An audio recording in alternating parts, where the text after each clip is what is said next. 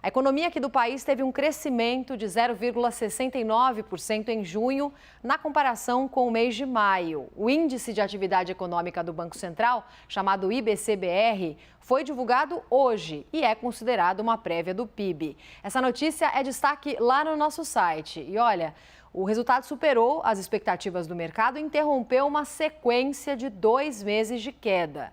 Já nos resultados do segundo trimestre, o índice ficou em 0,57% e mostra uma desaceleração em relação ao trimestre anterior. Esse resultado é importante porque daqui a alguns dias, em 1º de setembro, o IBGE vai divulgar resultado oficial do PIB e assim já vai dar para saber qual caminho a economia brasileira está seguindo.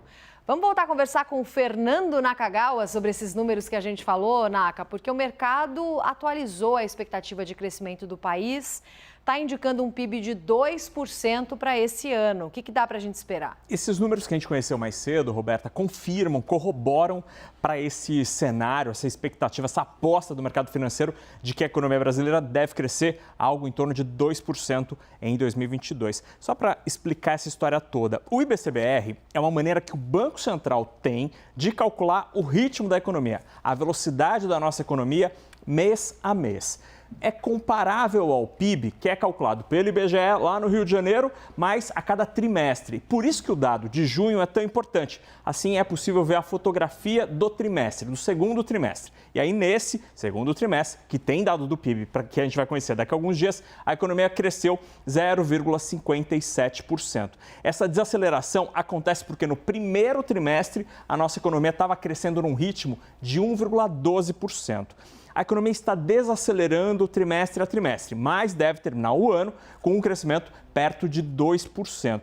Isso é muito importante, porque a gente precisa gerar emprego, mas aí tem um trick point, como dizem os britânicos, aí tem um aspecto importante, porque o crescimento que a gente está vendo agora está sendo mais forte do que o esperado há, por exemplo, 3, 4, 5 meses. Por quê? O governo abriu a torneirinha de gastos, ampliou o Auxílio Brasil, fez exoneração de vários impostos, como nos combustíveis. Isso está dando um gás para a economia brasileira. Mas a conta, segundo os economistas, vai ser paga no ano que vem. Tanto que a expectativa para o crescimento no ano que vem é menor que 0,5%.